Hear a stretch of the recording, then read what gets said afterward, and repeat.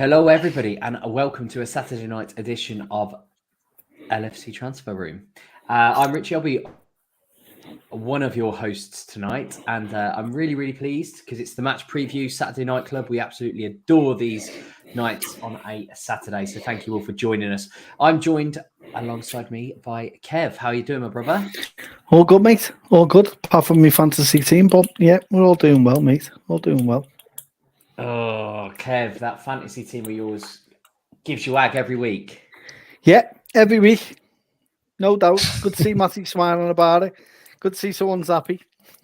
I know Matty's doing really well, actually. Matty's not doing too bad. So yeah, I think it maybe comes to say, how are you doing, Matty? Doing well. I've only got 2 players play in the fantasy footy, on 19 points or so, still going for 9. So I'm confident this season, to be fair. I've proper invested in it. Yeah, well, listen, there's a long way to go. That's all I'm going to say. I'm sitting in pretty in third, but I did transfer in Mbuemo, who's hit a solid 1 and took out Maddison. So I'm fully expecting him to slot at least a hat-trick of goals and assists tomorrow. Neil, how are you? You okay? Yeah, very good. Thank you. Very good. Having a nightmare myself in the Fantasy Premier League. I had to make wholesale changes a couple of weeks ago. And then I think I'm going to have to make wholesale changes again. So it's been a bit of a disaster, to be honest. I've heard, Neil, that since I obviously wasn't here last week, but apparently you've been swatting up for 2 weeks, so I've heard, on all things Liverpool Football Club trivia. Not true. Okay, well, we'll see tonight, all right? We'll see who the nerd is after, because I've got 3 rounds of some amazing quiz questions.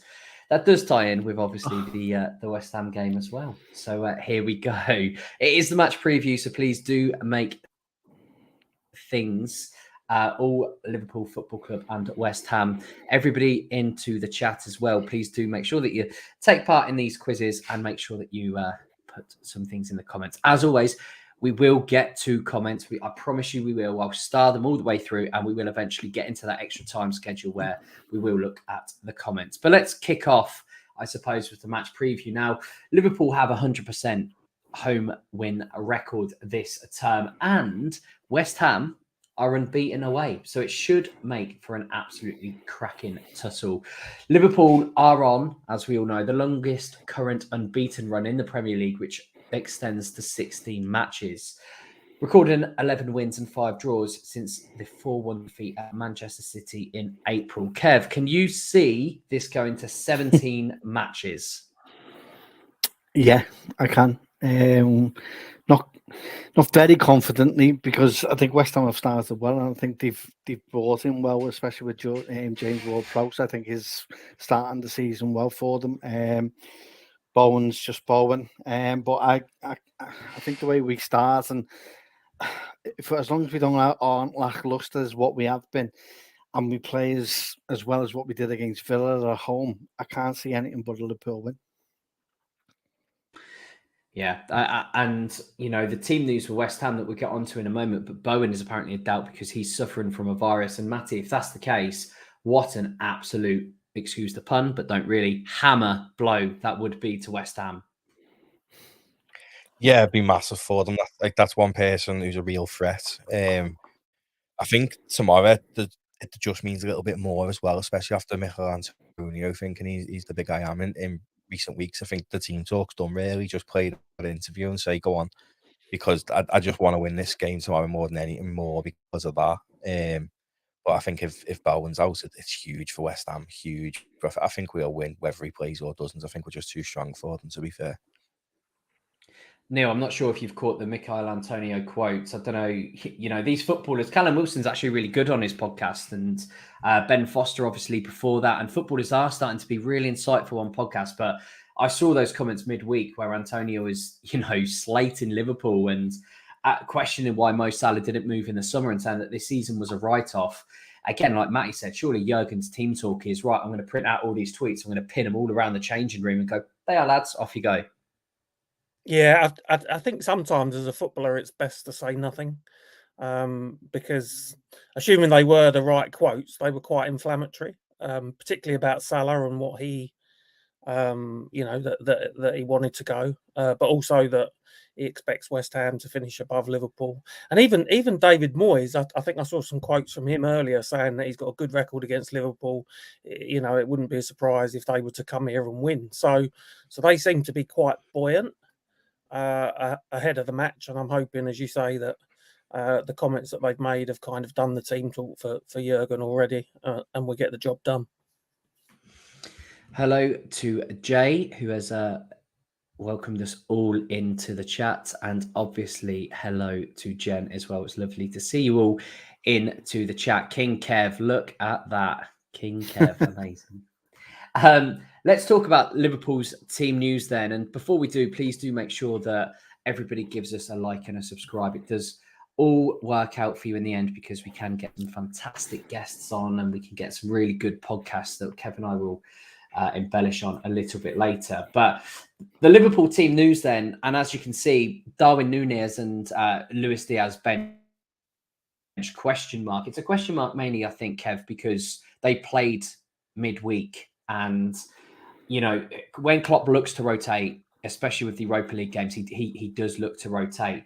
Can you see either of Darwin Nunez or Luis Diaz being benched, considering they both did score a notch in midweek? Majority of the time I say yeah, but I like to think that he doesn't. I think he gives them both a run out tomorrow. This isn't really a game that you need to be rotating. This is a team that can cause you problems. So I'll always start my strongest 11, and I think the fact that they scored midweek gives them a bit of confidence and a bit of cohesion of playing together as well. So if you get they're down for me from starting for me, those two. I think the chaos that Nunez will cause up front, Diaz as well looks good, and looks as though he's putting assists to his name this season as well, which is what is vital for his position. But no, they both start for me. There's no question about that. I know they basically played all game. They played midweek, but this game is too big. You start with your best men, and then as and when we go. If we go 3-4-0 up, then you take them off. And Darwin Nunez is an absolute confidence player. We've seen him, when he's high on confidence, and we've seen what he can do with those two sensational finishes against Newcastle. We've seen him actually. I was quite nervous when he stepped up and took the penalty, because for Nunez, Matty, that is a big thing for him to be the main man. We saw it at Benfica in his second season where he absolutely flew. So we've also seen the dark side of Nunez, where his shot, and he'd rather pass the ball in the 6-yard box when he has an open goal than actually to take the shot himself. So can you see Jurgen building on Nunez's confidence and hand him the start ahead of Gakpo tomorrow? I think he should, just to give him that confidence, really. But he did do it after the Newcastle game when he got the 2 goals. He did give him a start, so I think he will. The only thing that makes me think Gakpo is just I feel like, although Nunez is tall, Gakpo's better in the air, and I think that's a big factor in the game against West Ham, because they're full of massive players. That's just David Moyes' style of team, and I think Gakpo might get the edge just because he's better in the air, really. But the one for me who has to start, Diaz. He's one of the best left wingers in the world. I think he should be starting every game for us, and I'd be disappointed tomorrow if Jota starts left wing, to be honest with you. Or if he starts Jota up front and Darwin on the wing and drops Diaz, I'd be disappointed, because for me, he needs to be playing the Prem games. I was a bit surprised that he played that Europa League game, really, especially for as long as he didn't come off quite early. So I'd rather Diaz, if one of them's getting dropped, I'd rather it be Nunez than Diaz. But I do think Nunez needs to start, to be honest. And I think Matty hit the nail on the head, actually, with Luis Diaz. He, I think, is Liverpool's best left-sided attacker. He's an absolute ball of energy, especially for 60 minutes. He does tend to, I think, just burn himself into the ground, Neil, after about 60 minutes. And then that is when, again, the finishers come on. I don't like to call them substitutes. And actually, it's from a rugby expression. Eddie Howe, the former England rugby manager, used to bring on the finishers, so the players who could finish out the game but actually have an impact. And that's what Liverpool actually have now on their bench. They have finishers on their bench who can come on and actually not just see out the game, You know, gone are the days of where we want Milner to come on for the last 10 minutes to see out a game.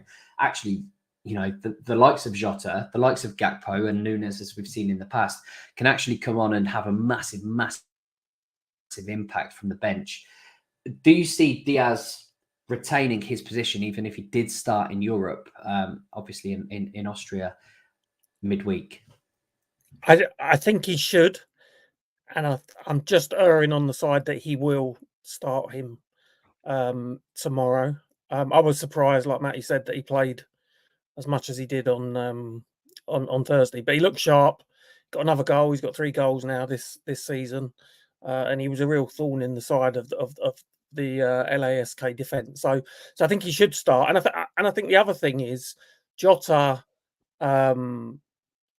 You know, I was pushing to say Jota should start last week, and I think he deserved to, but he's not really performed the last 2 or 3 matches that he's played in. So I don't think he's done enough to force himself into the team, and that's why I think Diaz should start tomorrow. I mean, Matty, you and I both have said quite frequently, actually, over the years that Jota is so much better and more impactful, actually, off the bench. Now, his numbers for Liverpool are sensational, regardless of how he plays and his form. You know, and this is no like snipe on Diogo Jota, because he's been an absolutely sensational player for Liverpool. What is it, though, that you think that makes him that player off the bench? What is it that gives him that quality of actually, I would start Diaz probably 9 times out of 10, but why is Jota so impactful from the bench?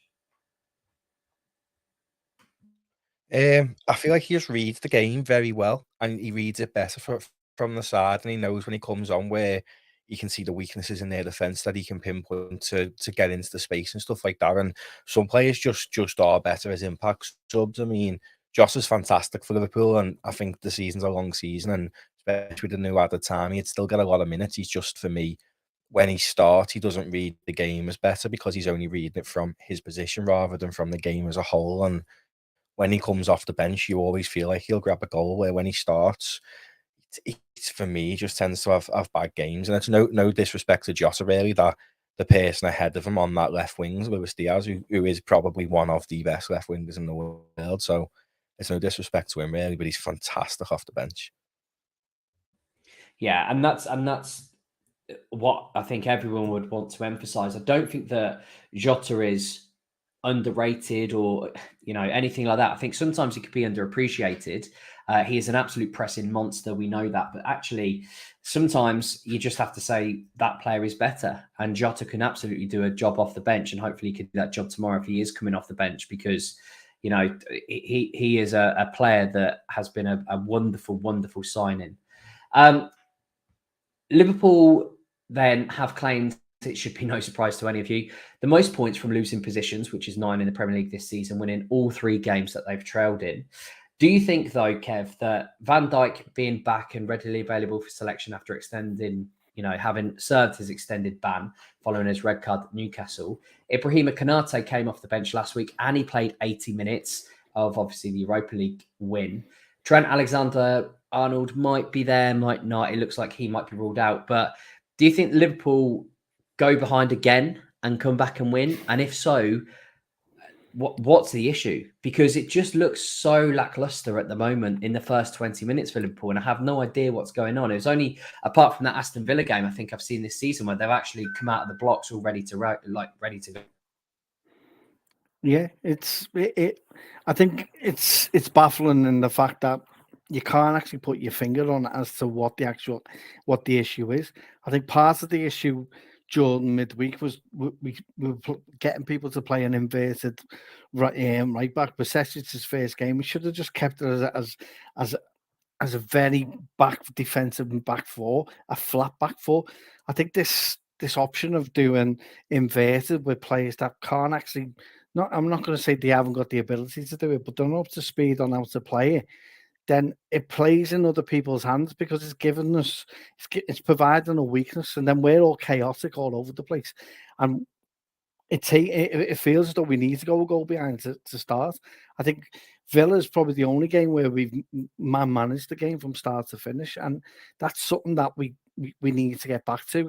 And I think with us being at home, I think that will kind of help. I think we would have been more vulnerable of going behind if we were playing away from home and playing in that London stadium. But for me, I can't put me finger on it, but I'm just hoping that, we start well, we get the energy back into this game, because if we start well, like we did against Villa, then there is an opportunity there. I think we'll always score. I think we can't get too lackadaisical with the fact that we have got a forward line. I think we've got one of the strongest in the league, if not the best.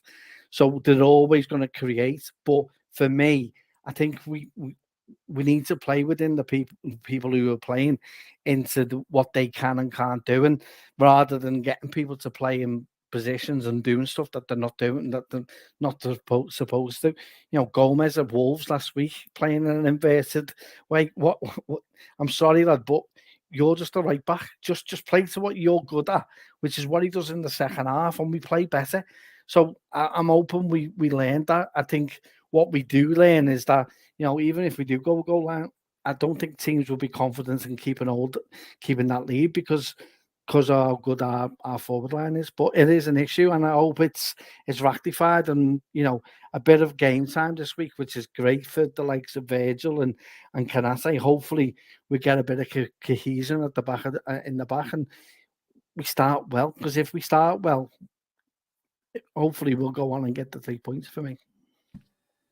And I think you hit the nail on the head there, because the system is so important for Liverpool. But we saw Bajcetic actually midweek trying to play the inverted right back role. We've seen Gomez try to play it as well, and they're not. That isn't their game. Bajcetic obviously isn't a right back really by trade, you would say, as well. And it feels like that system is becoming a little bit too forced. And I think maybe people are perhaps getting a little bit impatient and fed up with it, Matty. Like, Trent is the best in the world at that role. There's no doubt about it. And you could say that John Stones does it very well as well. But the range of passing that Trent has and what he can offer, especially when he's playing alongside Kanate, for me, it only works if it is Trent and Kanate in that system. I mean, how do you feel about it? Yeah, definitely, because Kanate covers him. So and I just don't think we've got a good enough six for it to work without Kanate and Trent, really. If you have a decent six, you can probably play with any centre-back pairing. Endo maybe might click. Can't say he's impressed me that much, but I just don't see the point in us playing with the inverted if Trent's not there. Like Kev said, Joe Gomez is a right-back or a centre-back. He's not an inverted right back. Like, the inverted right back is basically you've got to have the skills of a midfielder, really, in order to pinpoint passes and be creative. And Trent's fantastic at it, but when he's not there, I don't understand why we can't just play a flat back four. Like, why we have to go to this system. And if we're going to go to that system, we need to go and buy a quality backup to Trent, like someone like Jurgen Frimpong or someone who can play that inverted role. Because at the minute, the players we've got can't do it. So if we're getting that in January, sound, but still just play a flat back four if Trent's not there. And I think he is back for West Ham. So hopefully then the issue's solved. But if he picks up a knock again, then yeah, it does concern me. It also hampers, Neil, Robbo, because obviously Robertson has to play a separate role. But actually, if you have Gomez at right back or whoever at right back, if Trent's not playing that role,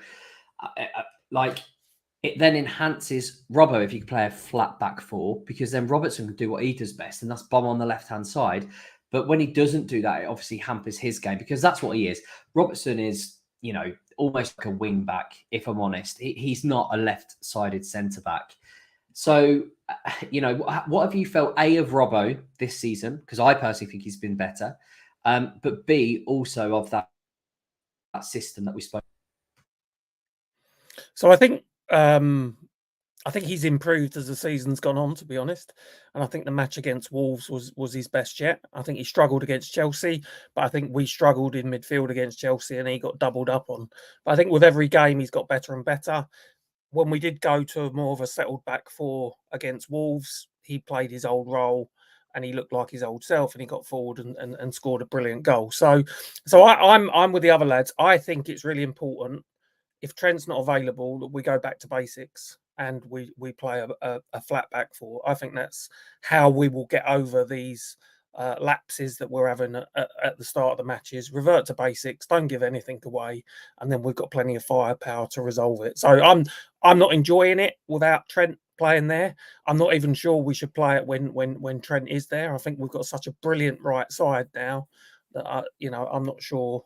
It seems to be the in thing at the moment, playing an inverted fullback. Arsenal do it with Zinchenko, City do it, but I'm not a massive fan, and I'm certainly not a massive fan when Trent's unavailable. No, absolutely. Right.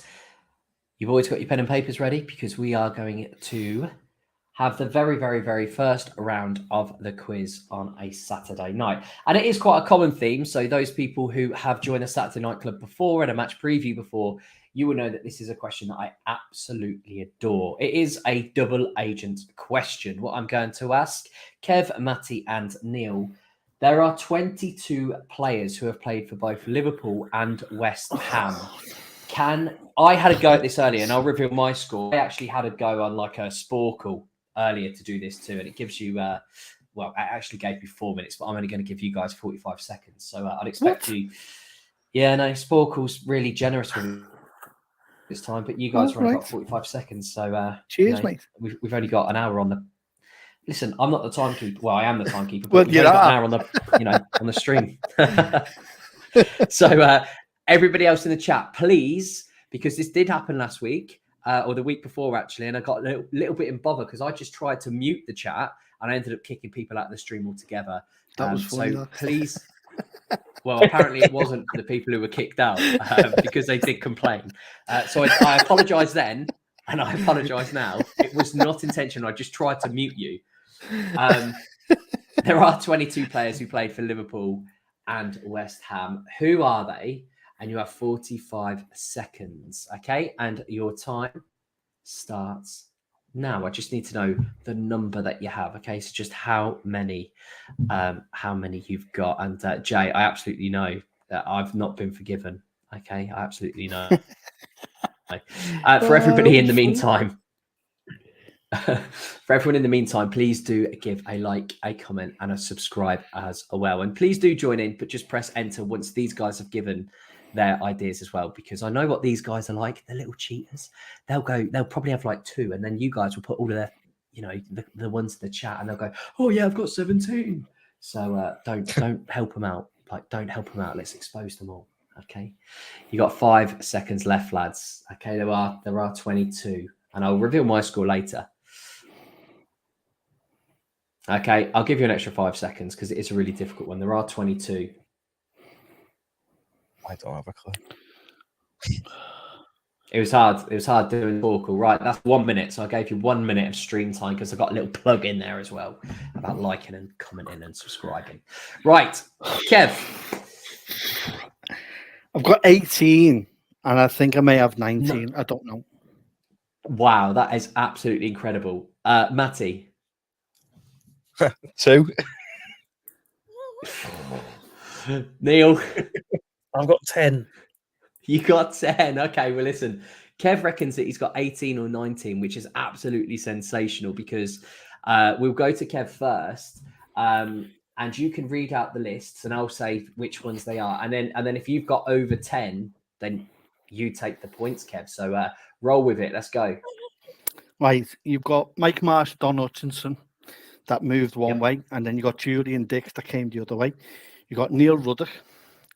You got Rigobert Song, Stuart Downer, Andy Carroll, Joe Cole, David Burrows. Oh, keep going. This is sensational. Arbeloa. You've also got what people will tend to forget, which is Paul Ince, who actually started with West Ham and then moves to Inter and all like that. Titi Kamara, David James. Do you know what? Paul Ince isn't on my list, but as we've seen before, Kev knows more than what Sporkle does. So, yeah, keep going. Titi Kamara, David James, Glenn Johnson, Craig Bellamy, Javier Mascherano, Jose Benayoun, and the 19th one, Rob Jones. Yeah, it is Rob Jones. Well done. Yeah, Rob Jones did 243 caps for Liverpool. Wow, that is phenomenal. Drop So mic. in my I win. There you go. See you yeah, later. yeah, absolutely. So my attempt with 4 minutes, I managed 14. So to smash that out in 45 seconds, well, a minute, is phenomenal. Well done. I think Matty and Neil, you I probably was- can I was- see there. Mascherano and Ingsby. That's it. That's all I had to remember. That Mascherano and Danny Ings. Yeah. I think the only obvious one that I got that Kev didn't was, I don't even know if you said it. Andy Carroll. Did you say Carroll? Yeah, I He said did Andy say it. Carroll, yeah. Okay. Oh, okay. no. So yeah. When Kev was saying something, I knew some of them, but then some of the older players, I don't have a jar of gloomy. I'll just put that down to all. I know. It's hard. Right, I'll go through it because everyone else at home are dying for these answers. So Arbeloa, Bellamy, Benayoun, Carroll, Cole, Downing, David Burrows, TT Kamara, Julian Dix, Don Hutchinson, Glenn Johnson, Robbie Keane, Paul Konchesky, Javier Mascherano, Neil Mellor, Victor Moses was one that I got, and I was like, wow, I'm really impressed with myself. Adrian, obviously, still there at Liverpool. David James, Rob Jones, Mark Marsh, Neil Ruddock, and Rigobert Song. So very, very, very well done, Kev. That was Brilliant. You are? No, I think it was after. I think he went to West. I think he went to Madrid, and then I think he went to West Ham. Didn't even know. I think it was that way round. I'm playing there. No, I don't know whether he played a lot. I'm not sure, but yeah, that was the Sporkle quiz. So listen, everyone, absolutely fantastic. And yeah, Jay Muse says, "Can you be in my pub team?" Pub quiz team, rather, not pub team. I'm sure we'd love you on the pub team as well. All of it, all of you lads on the pub team. Absolutely. I wish I could exchange it for FPL points, but I can't. So, no. Chairman says no. West Ham team news then. David Moyes quite funnily said that he had a good record against Liverpool. Actually, David Moyes has never won a Premier League game at Anfield. He has taken just 6 points from 18 trips there with Everton, Man United, Sunderland, and West Ham. The only manager to take charge of more Premier League games against a single team without a win is David Moyes again. He's gone 19 without winning at Arsenal. So it does look like this Anfield voodoo is against David Moyes. And they're two massive, massive rivals that Moyes had, with Everton and Manchester United. And to never actually win at Anfield with either of them is absolutely criminal, surely, with that amount of games, like 18 trips there. Aiming to keep Liverpool's star-studded attack quiet, obviously, are West Ham, who sit 3 points behind them. They occupy 6th place with 10 points. Kev, how impressed have you been from West Ham at the start of this season? Because I personally didn't even see this start coming. I think this is about 2 years in the making. I think they've bought well. I think Moyes' second chance at West Ham. I think he's brought them on leaps and bounds, and you can see in some of the developments in some of the players. You got Paqueta, who was Brazilian, who was trying to find his feet last season, but has started this season very well. I think they bought well this season, as I said before. James Ward-Prowse is a quality player, and I know people didn't want us to have him, but I'm fearing tomorrow of us giving stupid, silly free kicks away around the box and giving set pieces away, because his delivery is second to none. Like, do you know what I mean? It's world class, and what he can do with that. So we don't want to be putting pressure on ourselves, because they do have players that can hit it. They've got pace. They play compact as well if they need to. Typical Moyes' side, do you know what I mean? They've just got a bit of flamboyance in there as well. So you've got to take them seriously. It's not like West Ham back in the day where they just turn up and a typical London team just don't turn up and we win. This is going to be a hard-fought game, and I've noticed it myself. Sunday games, especially half two, we're not really all that bothered about. If I'm perfectly honest, the atmosphere needs to be up. So, but I still think we'll have plenty in the tank to play against them. But they've got fantastic players, and that's down to their recruitment. They've done really well, and they kept hold of a few. They've got a few that can cause us problems, but like any side, I don't think many will will be able to keep our team out from scoring, because I do think we have got the best striking options out of anyone in the Premier League for me. Yeah, Matty, I completely agree with what Kev said. I think our attack options are probably one of the best in the world, if not the best, maybe Real Madrid aside.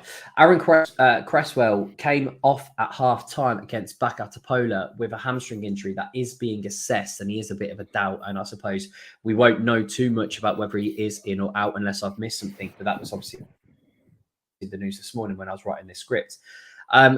West Ham won't be able to keep Liverpool out. I'm absolutely sure of that.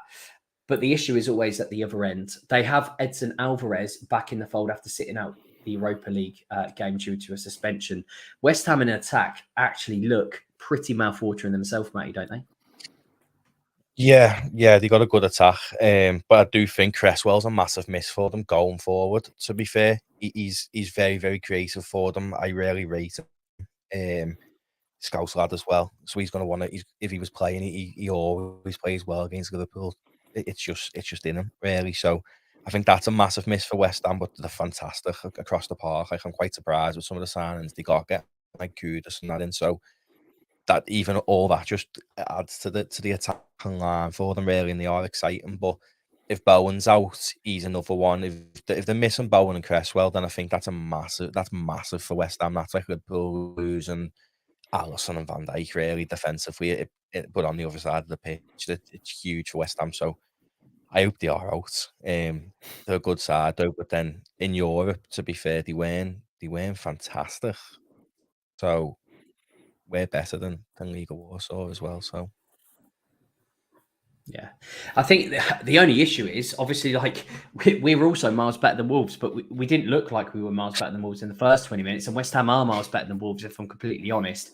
And West Ham are a team that can absolutely punish us if we do have that sloppy start moving forwards as well. And, you know, West Ham have an absolutely dismal record against Liverpool, and they have done in recent seasons. Since doing the double over the Reds in the 2015-2016 season, they've won just one the last 14 Premier League meetings. That's 2 draws and 11 defeats.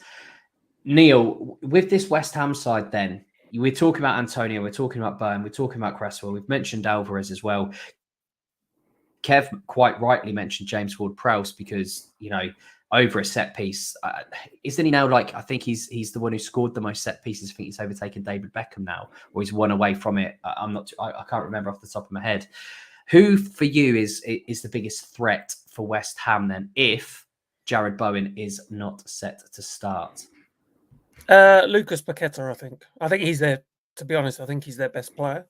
I like Jared Bowen, and I think he's a really good player. But Paqueta is the one that he took about half a season to settle down after joining last summer from, I think it was Milan. It was one of the two. I think he was at Lyon and then went to Milan and the other way around. But I think towards the second half of the season, he really started to see the quality that he's got. And even this season, when they played Chelsea, I thought he was fabulous. So he is a player that we need to get hold of tomorrow, because if you give him time and space, he will be able to pick a team apart. So for me, he's the biggest threat.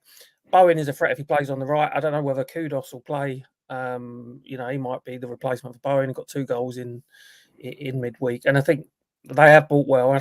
And I think it's probably as a result of the sporting director that they've got in, Tim Steidten, I think it is. I have a feeling if Moyes was given that money, they would have ended up buying Maguire and McTominay, and instead they've got Kudus, Alvarez, etc. And you know, and they've looked really good. One really important thing for them is how Antonio plays. If he's on song, he is a big player for them as well, because he brings players into the game, and he's an absolute nightmare for defences. If he's off his game, then they tend to struggle. So I think Antonio's not their best player, but I do think he's a very important player in the way that Moyes sets the team up. Yeah, he's an absolute handful. And it's like once in every 4 or 5 games, he just becomes like an absolute prime Benzema, because he's so strong and he's quite quick and he can absolutely finish. But then the other 3 games is quite inconsistent and he struggles a little bit there too. It'll probably be the Liverpool luck that he turns into prime Benzema tomorrow. Kev, is the person then perhaps, because it is obviously up into the chat and it is in the title, is the person perhaps to not stop Lucas Paqueta, but perhaps double up on him with the likes of McAllister or Szoboszlai. Does Gravenberch start again tomorrow for you? I would like to see it, but I don't think he does. I think he comes off the bench. I was very impressed, I'll be honest, in what he done. I thought he was great.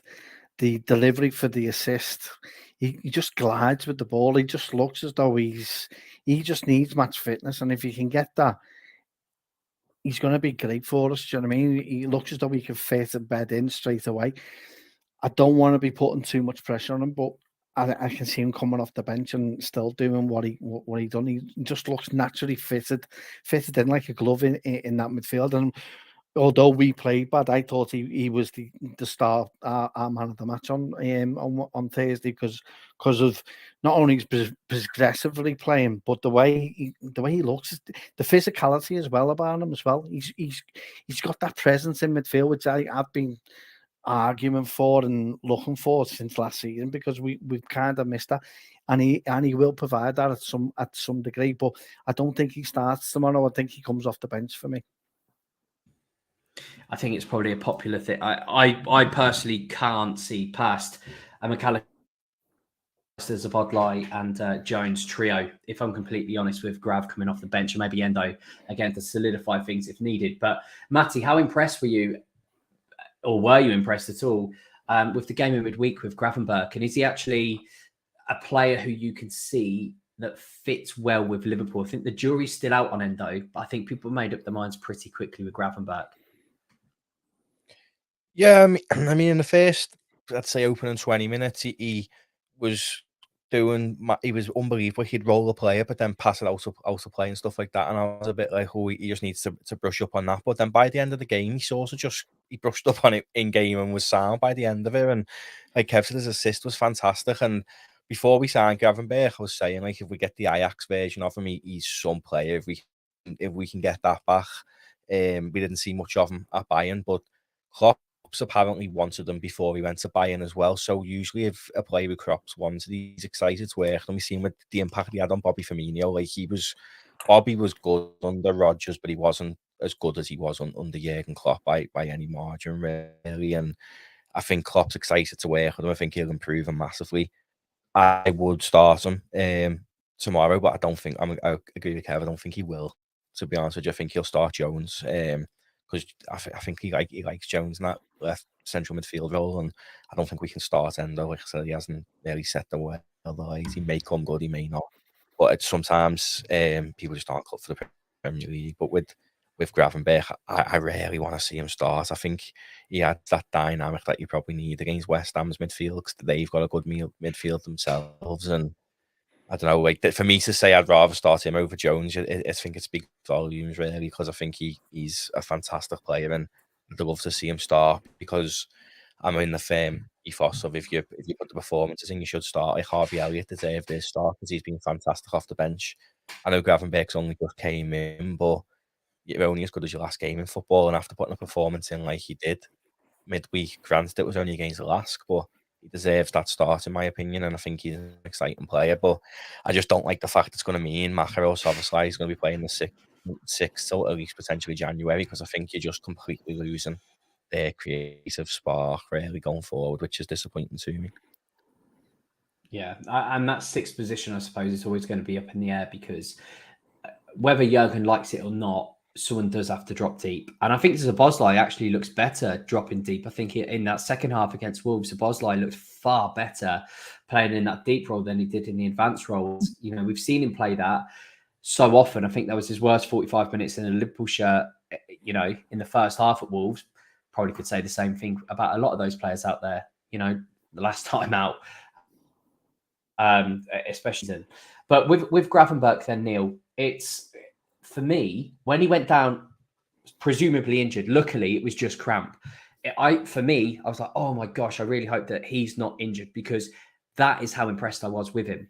And for me, I want him to keep building and keep building. And like Matty quite rightly said, he did want him. Gravenberch before he went to Bayern, and actually he wanted him again, if reports are to be believed, at the start of this window, but the Bayern authority figures didn't want to sell him. It was only that Tuchel said, no, he's not in my plans, that Bayern decided to cash in. So he does look like a long-term target for Jurgen. Jurgen doesn't get too many things wrong. And as Matty said, Firmino came top trumps under Klopp. And yes, you could point to the fact that Brendan Rodgers foolishly played him as a right wing back towards his last days at Liverpool. But does Gravenberch look like a Klopp player to you? Yeah, he does. He looks powerful. I think he's got things that you can't learn. I think he's got an amazing ability to just drift past players, and that's something that's ingrained in you, I think. So I was really, really impressed. First game had a bit of a sticky spell when the team did. For probably the last 25 minutes of the first half, had started okay. Came into his own second half, and you just got to look at the assist for the goal. That wasn't an easy ball to pull off, because he's running at pace, and he's pulled that ball at a right angle, and it's shown real quality. So I have no doubt that guy has got tremendous quality, and I think he'll be a great player. We've said that we wanted someone that was that we spoke a lot about Kefren Turan. We wanted someone that could dribble the ball against opposition midfields, and I think he looks perfect for that. So I think the signs are promising. I think the ability is there. He could be a top class player. I suspect, as we've all said, he probably won't start, especially if he had a bit of cramp on Thursday. But the signs are there that he looks like he can offer a real lot to our midfield. And what's so refreshing with him and Szoboszlai particularly is the mobility and the way they can get about the pitch. And it's like complete about turn from this time a year ago. So it's great to see. Yeah, he reminds me of a lot taller Gini Wijnaldum. At 6'2", he looks press resistant. He looks so good with the ball at his feet. He can pick a pass, and like you quite rightly said as well, that assist just to curl his around it to get the whip on it to actually get to where it needed to go. He's got the technique as well. So I'm extremely optimistic actually against Gravenberch, and hopefully all of our listeners are too. Speaking of all of our listeners, please do make sure that you give us a like and a subscribe, and we'll be answering all of your questions in the extra time section. So I promise you that we will get in there. Right, quiz round 2. And do you know what? My money's on Matty for this one. I'm telling you, my money is on Matty for this one. The biggest game between these two, quite possibly, if not was the biggest game, was obviously the 2006 FA Cup final. It's known as the Steven Gerrard final for reasons known to every single Liverpool player. I've still never seen a half volley struck as sweet as that. There were 14 players involved in this match. You have to name as many as you can. There were 14 players involved, so it's a starting 11 plus 3 substitutes. Who were they? How many of them can you name? I am only going to give you 45 seconds for this one because there's only 14. There's not 22. Everyone else in the chat, please do type them in. Just don't press enter. Okay, so I'm looking for... Time started, by the way, lads. I'm looking for the 14 That's old, was Richie? Yeah, well, it's going. 14 players who played in the 2006 FA Cup final for Liverpool. Okay, I've already given you one because I said it was a Steven Gerrard final. So you only really need to find 13. Should be easy, this. Okay, everyone else in the chats, please do hold off pressing that enter key before the time is up. Because, as I said before, these guys are cheaters. They'll definitely cheat. They'll say that they had your idea, but I know it. Jay's asked for more time. Okay, since this went into extra time, the FA Cup final, I suppose I'll give you until a minute. Okay, but that's just for you, Jay.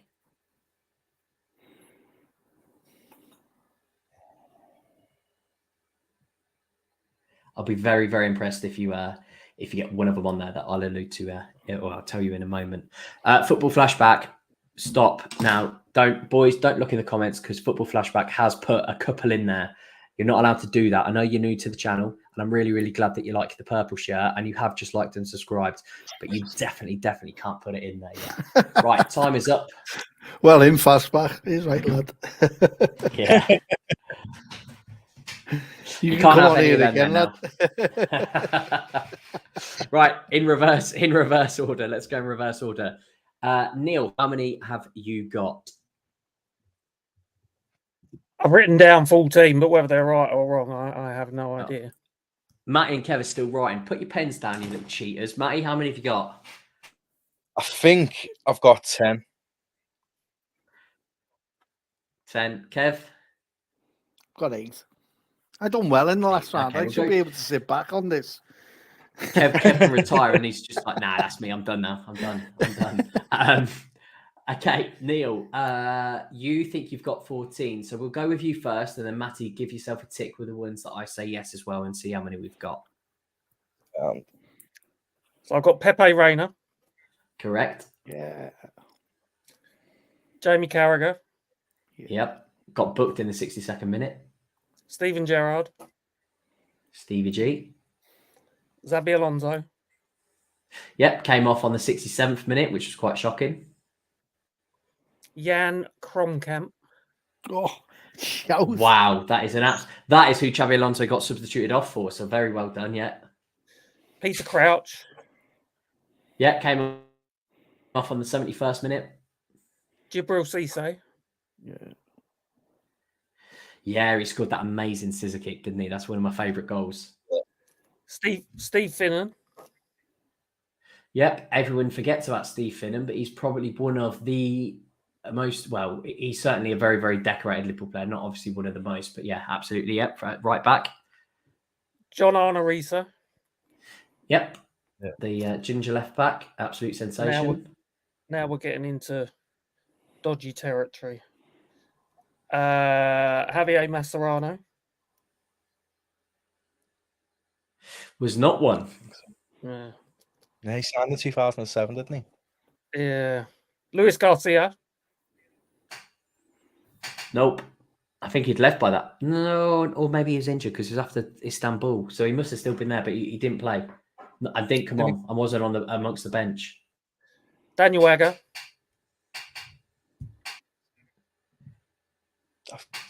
Nope. Again, not even in the squad. Dirk Kuyt. No, Durka wasn't there either. So how many ticks did you get? Hang on, I haven't said my 14 yet. I've got 56 names here from all the eras. Can I go for them as well? I bet you didn't get Kromkamp though, did you? No Arbeloa, no Arbeloa. All right, I've got Harry Kewell. Yeah, Harry Kewell was there. Yeah, he came off at the 48th minute. Harry Kewell loves coming off in 10. Finals. I got 10 out of 14. Okay, all right. Harry Kewell loves coming off on finals, doesn't he? Came off at Anfield as well. Matty, I'm very confident. I've got 10, but potentially 11. Okay. Very confident with the 10th. What Neil hasn't mentioned is Sami Hyypiä. Yeah. Correct. Yeah, that was the centre back partnership with Gara. Potential 11th. I feel like Momo Sissoko played that game, but I don't know if he did. He was he played the whole game and extra time as well. He did. Yeah, well done. Matty grabs the win. I'll go through the starting 11 and then I'll go through the substitutes. He looks dead deflated. I know. I thought Kromkamp was going to be the deciding factor. Do you know what? Funnily enough, there's still one player who played. I'm going to say, I'll go through them, and I wouldn't have got this either. Reina, Finnan, Carragher, Hyypiä, Risa, Gerrard, Alonso, Sissoko, Kewell, Crouch, and Cisse. The subs who came on were Kromkamp, Didi Harmon, and Fernando Morientes. Yeah, Morientes. Yeah, Morientes came on for Kewell in the 48th minute. He must have, yeah. He must. Well, he wasn't in the squad. The subs were Dudek, Kromkamp, Jimmy Traore, Haman, and Morientes. So there you go. See, listen, I said, didn't I? Matty's got this. I said that, and I've given him that little bit of boost. and that's what Probably the they've got in Winners. first So well done. final that I remember the whole day of. To be honest, like my dad had took me a few before, but that was the first one where I was probably of age to be like, wow. And I think that's just why it sticks in my head, to be honest. Yeah, I was So actually mine was 1986, so 20 years earlier. I remember being. I was at a fitness week, and I can tell you, after that game, I wasn't very fit.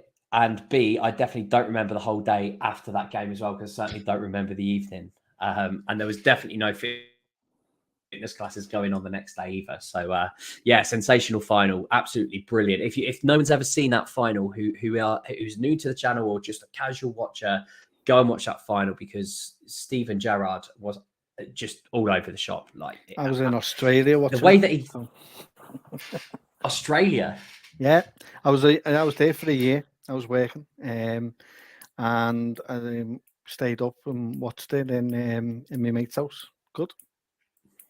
Amazing. That is. I'm kind of fine. I prefer Cardiff to Wembley. In finals. Yeah, it was so good. Yeah, so good. And considering Gerrard, he reckons in his book that he had really severe cramp.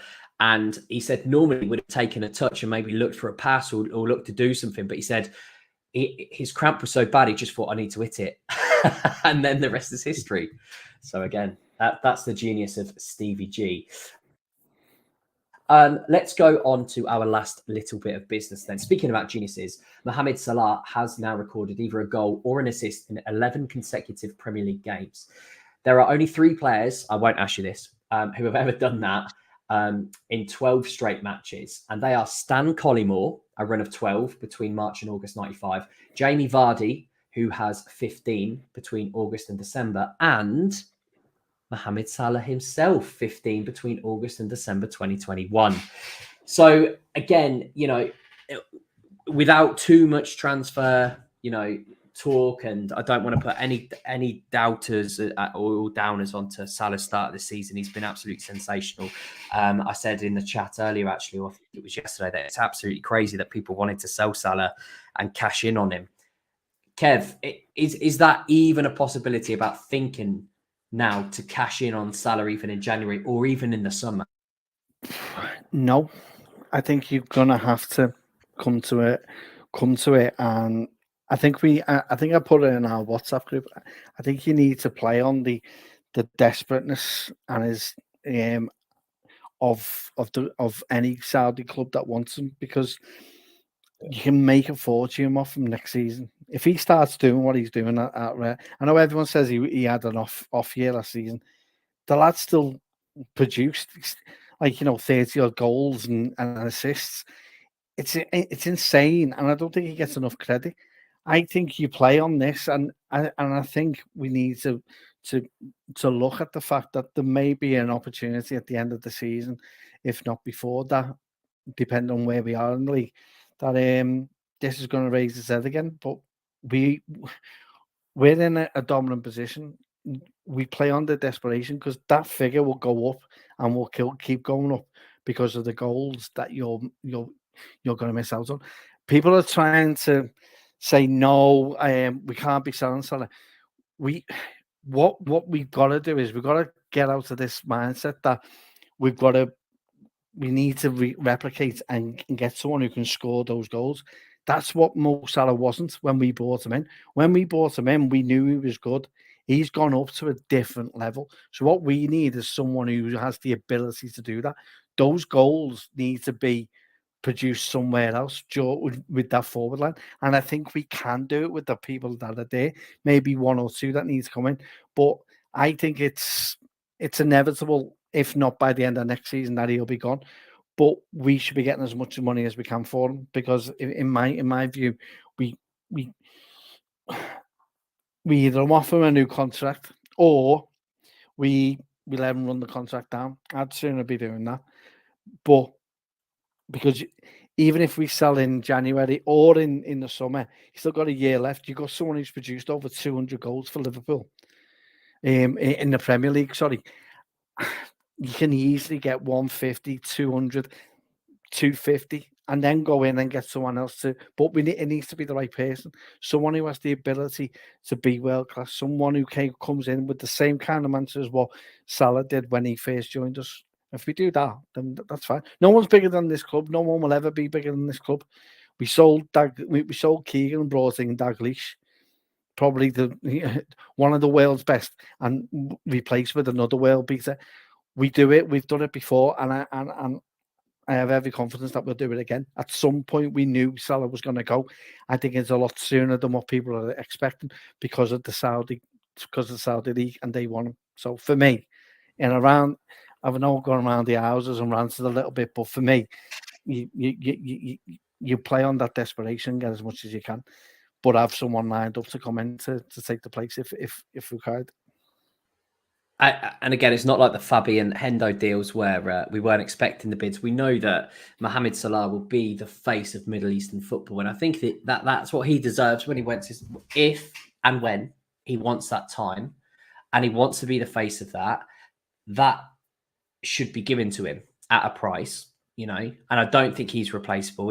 Even in his last Liverpool 50 games, he's registered 50 goals or assists. Like that's insane. Like, Matty, how can you even replace that? You can have all the Kvitscharellas in the world and Mbappe's in the world, but I genuinely think Mohamed Salah is irreplaceable. So where do Liverpool go should the Egyptian king move on?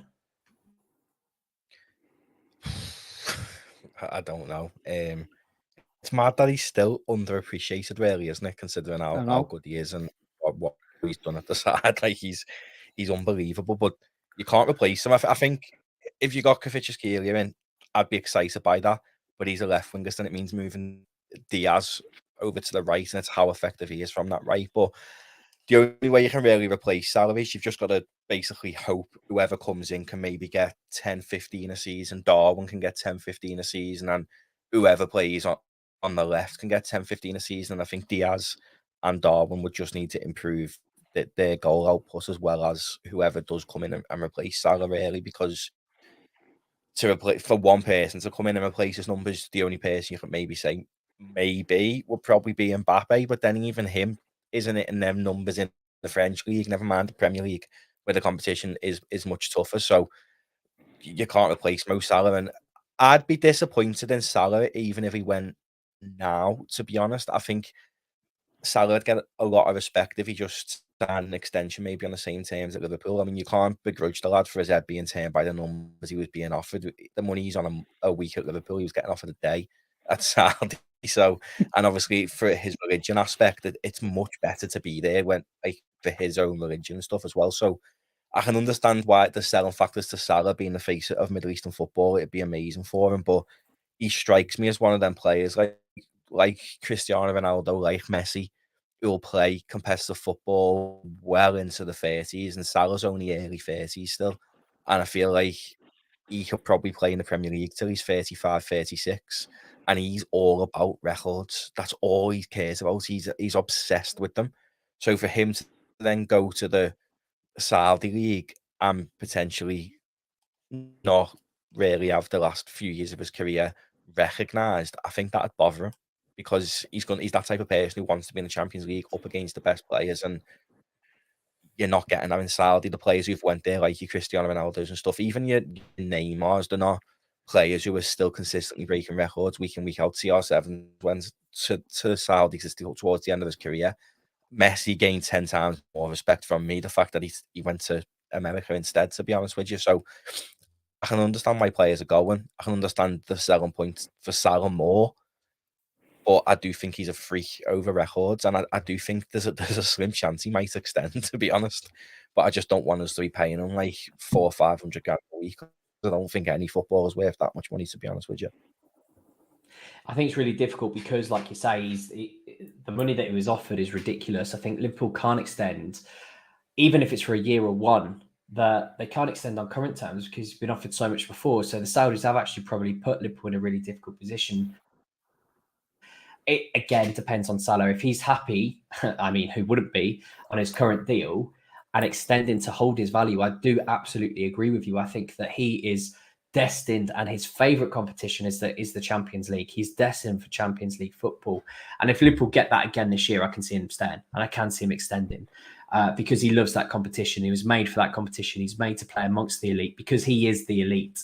And for me, Neil, I suppose with Mohamed Salah, is this new role actually that he's playing? He isn't what always people really strangely said, that he's a selfish player, you know, or that he can't pass a football, because actually he's played such a great playmaking role this year. And I think towards the back end of last year for Liverpool as well, he's almost taken that step away from being the out and out goal scorer, which he can still do, by the way. We all saw his finish against LASK.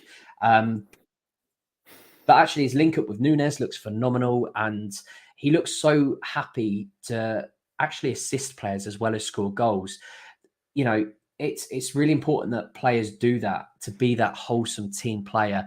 And, you know, how much of a difference does the playmaking Mo Salah make to Liverpool?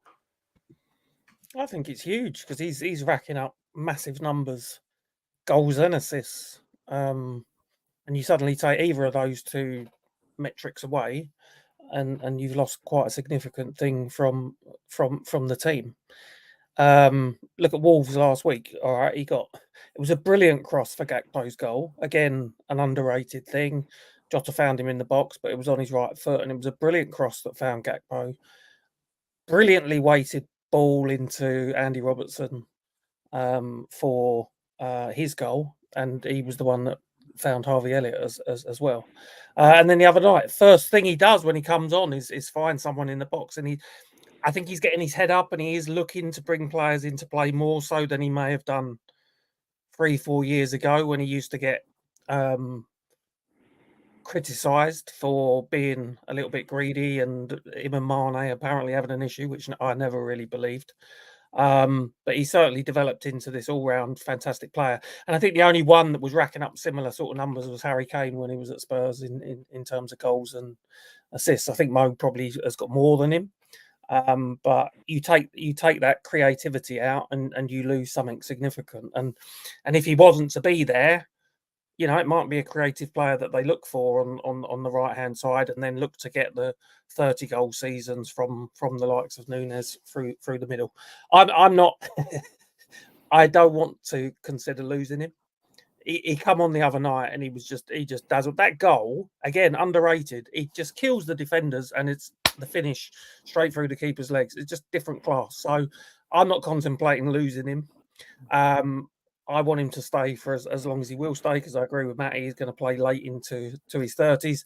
I think he's ambitious, and I think he wants to play the football at the highest level that he can do. So I hope that there's some sort of compromise that's made, and we can keep him for longer. To be fair to him as well, and his agent, they didn't come out, did they, and say, we want to go. Every time you see him in training, there's this beaming grin on his face, and he's messing around and having a laugh with all the players. So there didn't seem to be any desperation to get out the door. So that fills me with a little bit of confidence that we'll keep him at least until the end of next season, and hopefully beyond.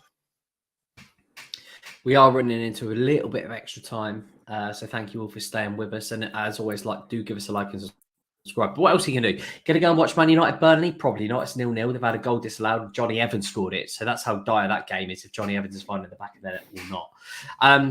I've got a couple of more things, like literally just two. Kev, Matty and Neil, give me your predictions for tomorrow. 3-0.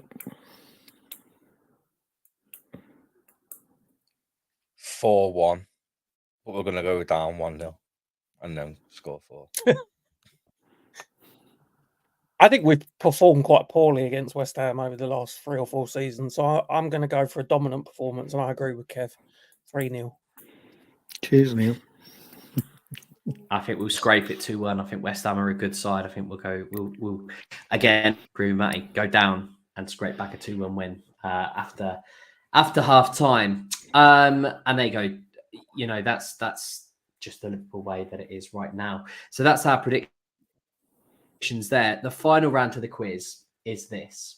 We just mentioned Mohamed Salah, who actually sits second in Liverpool's all-time Premier League assists. Okay, I know that football didn't start before everyone says in 1992. I know there was a different league beforehand. Okay, but I'm just going back to 1992 because apart from, well, actually 50%, me and Matty don't remember football since before 1992, but Kevin and Neil probably do. But we are going to start from 1992 onwards, and we are just going to go. That's a low kidney blow. That's a low kidney blow. I tried to start over the issue as well. I wasn't born until 94, so I've got 2 years that I weren't even here. Oh, Jesus Christ. I still feel old.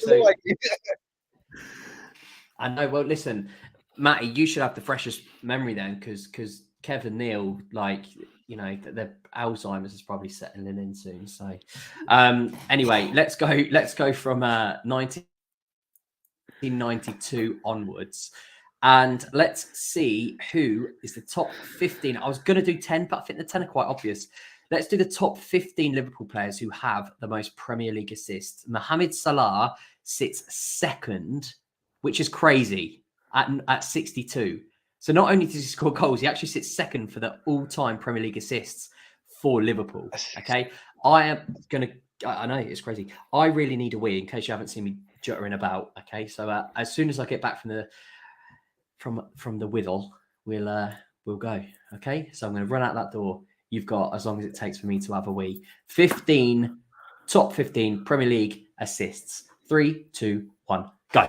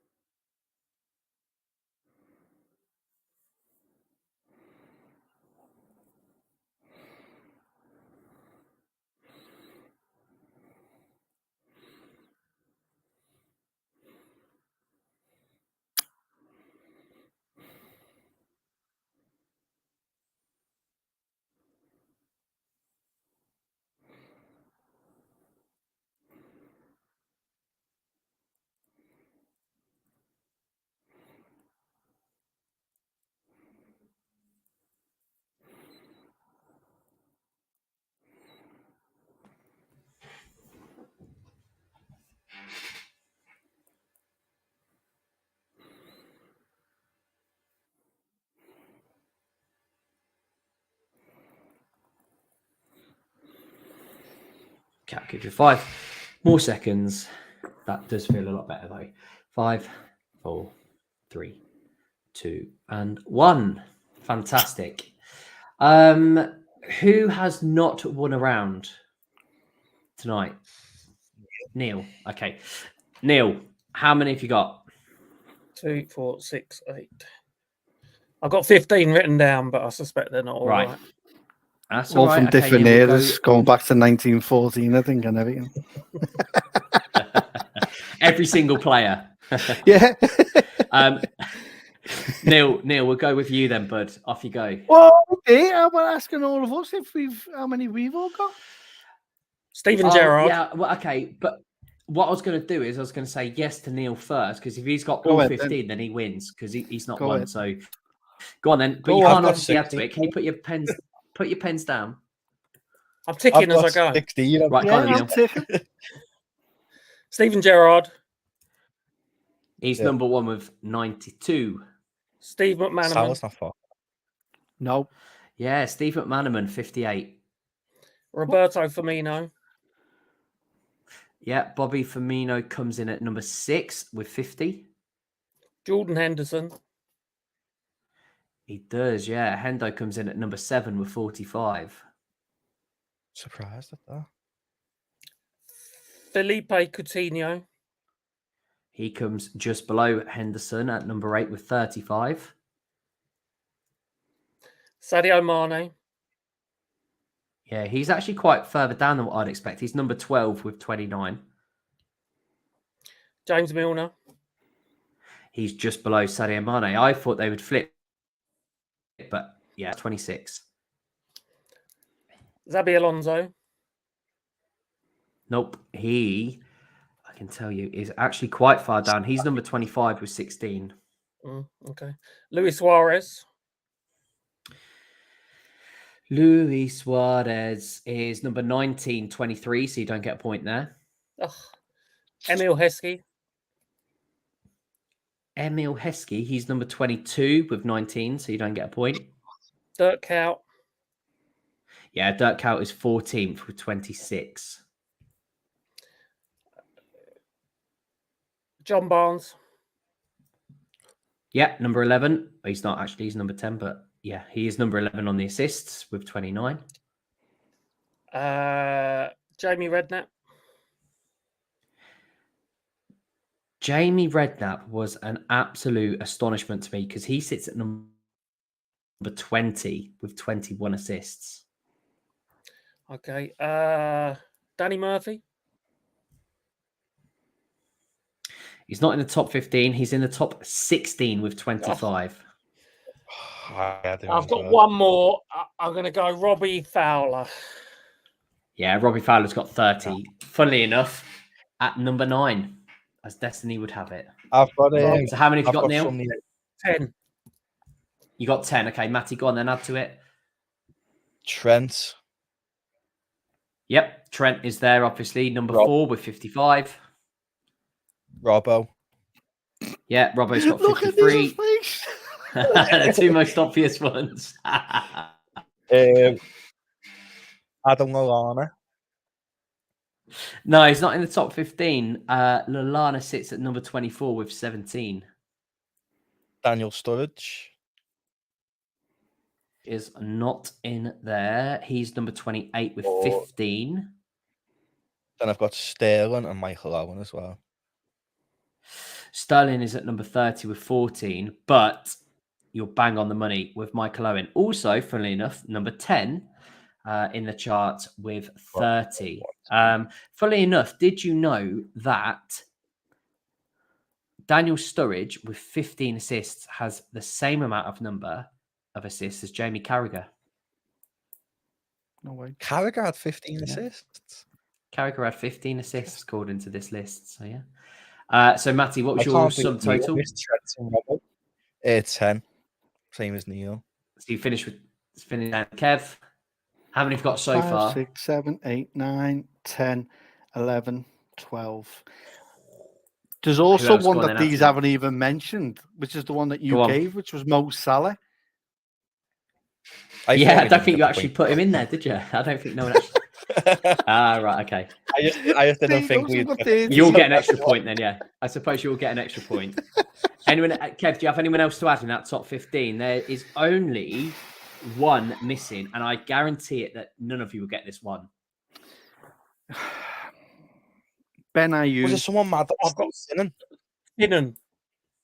You're very, very close. He's on the left-hand side in defence. Aurelio. Nope. Reset. Bjornaby. Correct. Stig Inge Bjornaby has 25 assists for Liverpool when he sits at 15. Neil knows his Norwegians, but it doesn't win in the game, though, does it? Hey? I'll not Trent and Robbo. I'm shocked. I'm proper shocked. I'm going to bed after this. I've had enough. The list for everyone listening and wanting to know from 1 to 15 goes Gerrard, Salah, McManaman, Trent, Robbo, Bobby, Hendo, Coutinho, Fowler, Owen, Barnes, Mane, Milner, Kite, Bjornaby. Honourable mentions, Vladimir Smica missed out by 1. Okay, so Smica could have been in there. Risa was in there. As we said, Suarez, Redknapp. Didi Hamann actually registered 19. Patrick Berger with 17. Stan Collymore with 15. Lucas with 14. Let's see if there's any big ones in there. Yossi Banayoun, you mentioned earlier, he had 11. And I think apart from, I think that's around about it, really. 45th was Gary McAllister as well. You know, Alexis's namesake. Alexis has to beat 9 to beat his namesake, but obviously it's Richie McAllister. Yes. Who's the top goal scorer in the fixture? Oh, did you Google this thinking that I might ask you that? I've already got I've got an answer, but I don't know if it's true or not. I've got an answer as Okay, well. right. Liverpool West Ham. I Stevie think I G. might have to go Gerrard, you know. Okay. Matty? I'd probably say Stevie G, yeah. Neil? Yeah, he scored a few. John Toshak. Correct. With 10. Wow, look at that. Knowledge is the Tosh. bomb. That's on the website today. I read there's like 10 facts about the game. So I'd read that one earlier.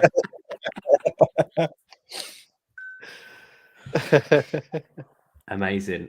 Listen, thanks lads for joining, because I know that you know it's a Saturday night and the last thing you want to be doing is answering quiz questions, but I always have fun doing it. And you know, hopefully everyone did in the chat. If you did, please do give us a like, a subscribe, and a comment. We'll get on to the extra time bits very, very quickly then, and we'll call it a night. Man United have just scored, so we definitely don't want to be going anywhere. Richie, for extra time, does the panel believe the Matip Thiago extension rumours? Yes or no, we will say. And just cannot see it making any sense for either. Kev, yes or no with the rumours, and do they make sense? They do to me, especially Thiago. I think he's world class, and I don't think we've got anyone of his level when he's fit. So I would like to keep him. I think he's a standout player for me, and something we haven't got.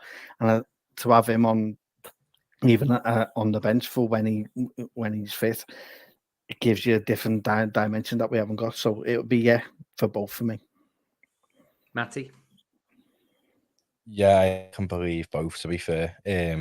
Matip, if he did go on a free, you wouldn't really be bothered in the sense we got him for nothing, but we're not going to lose Thiago on a free, even if we give him a new deal and then sold him. But I agree with Kev. He's even as good as Szoboszlai is, Thiago, for me, when fit, our best midfielder. One of the best midfielders in the world, I think, when fit. One of the best passes of a football I've ever seen in my life, to be fair to the fella. So I do believe it. And I hope they are true, to be fair, because key players, both of them. Matip gets a lot of disrespect from me, and I think at one point he was the second best defender in the league by some stretch as well. Yeah, only Van Dijk shadows him. Neil, same question to you. I'll put it back up there just to remind you. Yeah, I believe them both. And I think with Thiago, we're not as desperate as we were 6 months ago for reliable players to be that are fit and available to be on the pitch every week. So we may be able to protect him a little bit more with hopefully the less injury prone players that we've now got in the midfield and the young additions that we've made. Matip is a bit more surprising than the Thiago one, because I'd expected him to move on. I don't particularly want him to move on because I still think he's a good player on his day. That should not negate us going out and bringing at least one new defender into the squad. I'm very, very big on competition for places, and I would not want to go through next summer without some fresh competition across the whole back line, to be honest. So ideally a left-sided centre back, and maybe a right-sided centre back that can play right back as well. So fine with both, but with Matip, as I say, it shouldn't be at the cost of not bringing in defenders next summer. Yeah, agree. I also echo Matty's words. I think there's only one midfielder that could even say they're better in the Premier League, and that is Kevin De Bruyne on his day as well. So Thiago extension makes absolute sense. I can't wait to see Thiago in this new Liverpool midfield as well. I think it's going to be sensational. It's going to be something to really watch out for. Paul Lindo asked this: is Pedro Neto good enough for Liverpool? At the right price, 23, seems decently talented left foot, a right winger. Kev, again, we'll go round and I'll come to you first. Pedro Neto, I've always been impressed by Neto. The only thing I think that worries me is his injury record. Yeah, it's a no for me. Okay, Matty? Yeah, no for me. We've got better options on the left. He'd be fourth choice if he came in. Yeah, absolutely. On that left-hand side, we are stacked. Neil? The injury record's a concern. There's undoubted talent and pace. I suspect he'd come under consideration for a right-sided spot in the squad if we're looking for a left-sided winger, perhaps. But how likely that is, I'm not so sure. So bags of talent, but probably not for us, I would say. Matty, I'm going to go to you because I know how much you love Stevie, and I'm not saying that Neil and Kevin myself obviously don't, but I know how much of a fanboy you are of Stevie G. And, Football Flashback, it's your debut on the show tonight. Thank you very, very much. You've made a really good impact. Could Szoboszlai be as good as Stevie? I think it's a really, really good question. No. Stevie G, there'll never be a Stevie G in world football ever again. Szoboszlai is going to be world class. I think he's going to be one of the best midfielders of this Premier League generation. But Steven Gerrard could do everything. He could win games on his own. He could attack. He could defend. When you needed a goal, you turn to Steven Gerrard. When you needed the last tackle, you turn to Steven Gerrard. He was just. I don't think I'll ever see a player like Steven Gerrard in my life ever again. I don't think anyone will, to be fair. Someone who could literally do it all. And even midfield, like Scholes and Lampard always get put in that debate. I think it was Scholes who said he couldn't have done what Gerrard done at Liverpool side. Anyone who ever tries to compare Gerrard to anyone, just Google the 2005 Champions League team that won the final, and that explains it all to you. Really, it was a very good side, and it was Gerrard's impact and the way he led the team for me. So, Szoboszlai is world class. He will be world class. I think he'll be up there like the De Bruynes of this generation of the Premier League, but nobody will ever come close to Stevie G for me. You say Google that side, actually, but actually watch the game because Gerrard played several positions there. I don't think Frank Lampard could play right back and centre back, whereas Gerrard was asked to do, in that final, as well as what Steven Gerrard did. I think he played on every position outfield. Am I right? Maybe apart from left back. I can't recall him playing left back, but I know he played in every single position that there was to play. And the outfield position, obviously, didn't go in goal. Kev, same question to you then, bud. Szoboszlai, Gerrard. I totally agree with what Matty said. There's nothing more to add apart from the two managers that had Lampard and Scholes wanted Gerrard in their team, and that tells you everything you need to know of what Gerrard is. So he will be world class, but there's no need to start making comparisons. That comparison can't be done.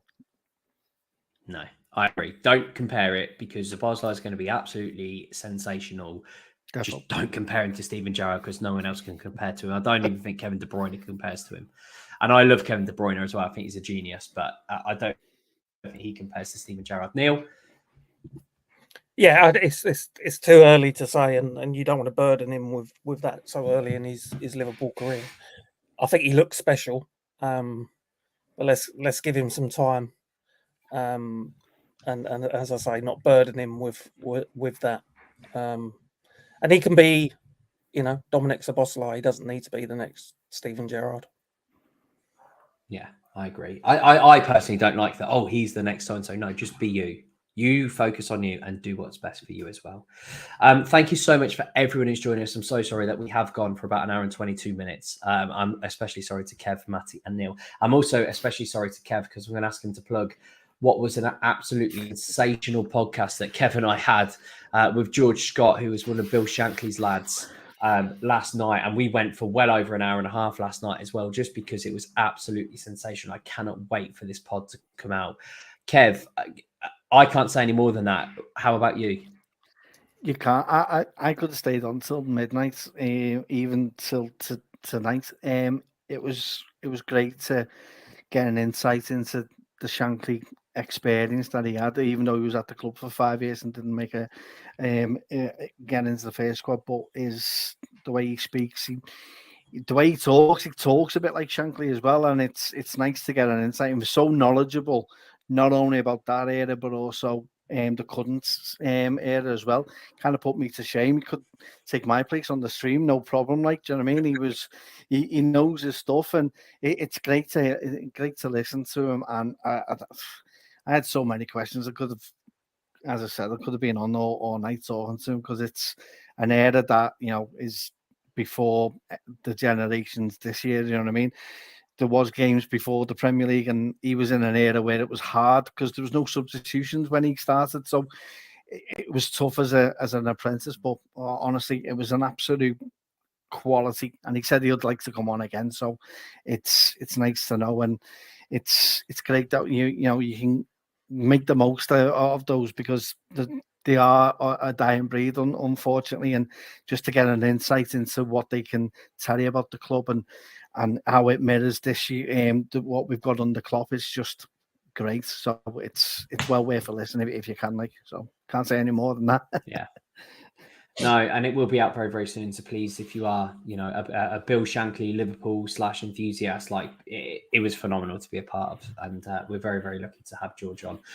Also, I'm very, very lucky to be joined by Kev, Matty, and Neil. Thank you so much, lads, for joining us tonight, and thank you for all of our viewers and listeners as well. So thank you for staying with us for this prolonged session of the Saturday Night Club and the match preview versus West Ham. We will come away, I'm sure, with 3 points tomorrow. And until then, and as always, stay safe, take care, and up the Reds.